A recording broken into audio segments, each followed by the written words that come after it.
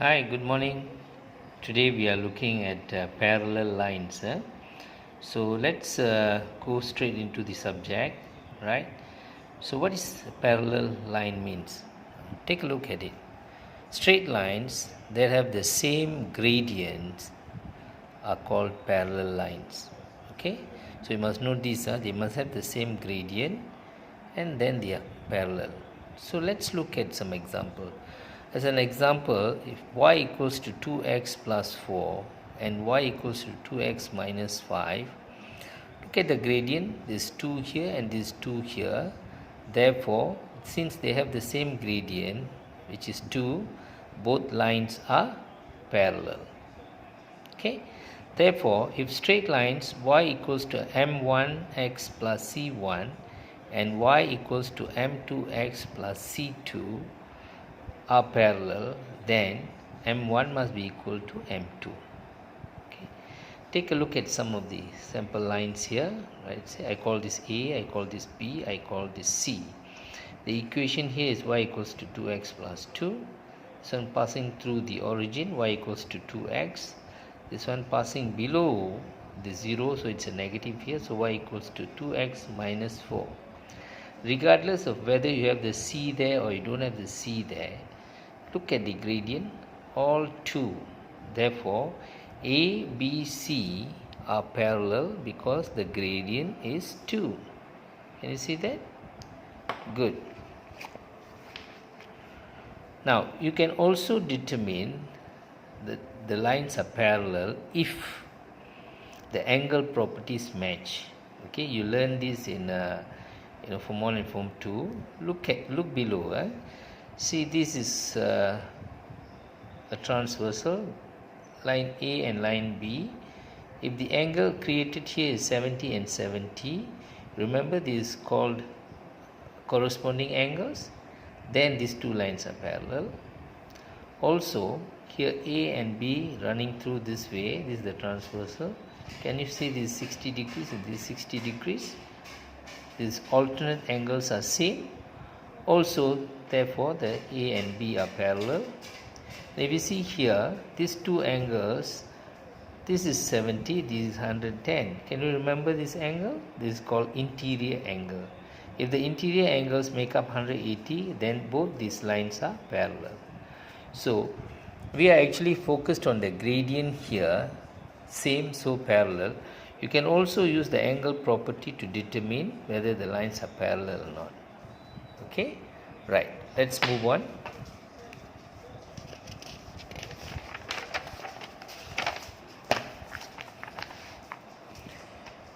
Okay, now let's look at some of the examples. Determine whether the straight line y equals to 3x plus 5 is parallel to the straight line 6x minus 2y equals 9. Right? Now, solution. Please remember, you must convert the formula to y equals to mx plus c. Then only you will know whether the gradient is same or not. The first equation is y equals to 3x plus 5. It's in the general form. So the gradient here is very simple, 3. But for the second equation, 6x minus 2y equals to 9. Move the 6x over here. So you get negative 2y. Can you see? Negative 2y equals to negative 6x plus 9. You bring it over, this becomes negative 6x. Now, to get rid of the negative 2, you must divide all by negative 2. So, I divide everything by negative 2. You learned this earlier, right? Now, it becomes y equals to negative 6 divided by negative 2. So, you get 3x. This one gives you negative 9 over 2. Now, your gradient here is 3. We looked over this one. This is also 3.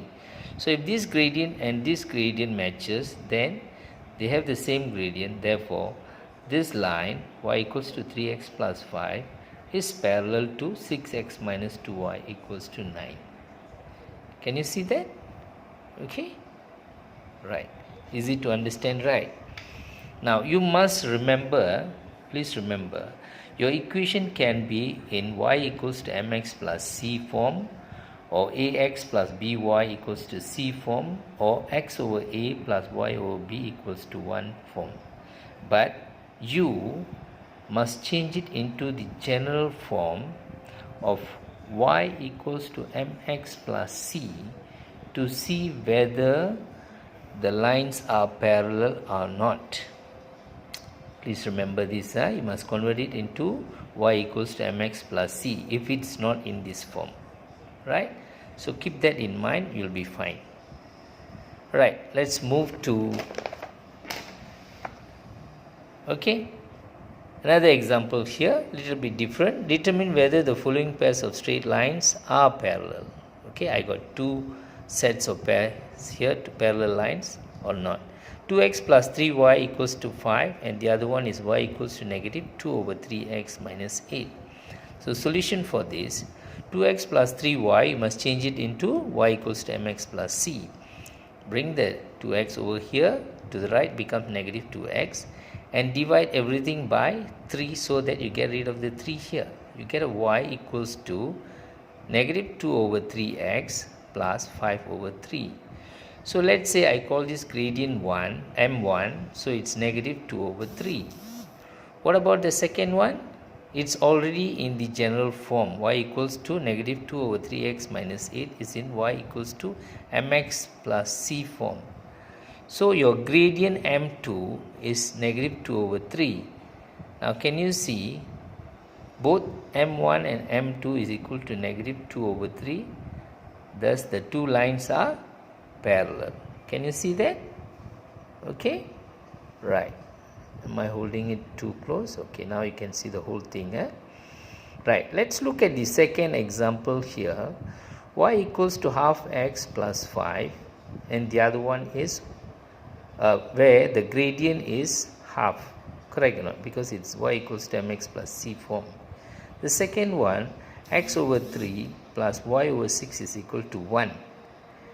Now the easiest way is, this is your x-intercept, this is your y-intercept. So gradient, remember the formula? Gradient is equal to negative y-intercept over x-intercept. Just put the numbers here, you know it is negative 2. Alright?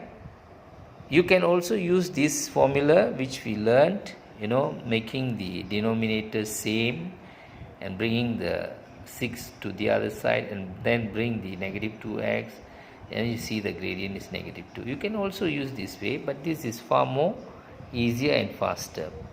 Now the question now is, your gradient for the first one is 1 over 2, the second one is negative 2. Therefore m1 is not equal to m2, thus the two lines are not parallel. Can you see that? The whole thing? Right. Let me hold it higher, you can see clearly the whole thing. Alright, let's move on to the second part now.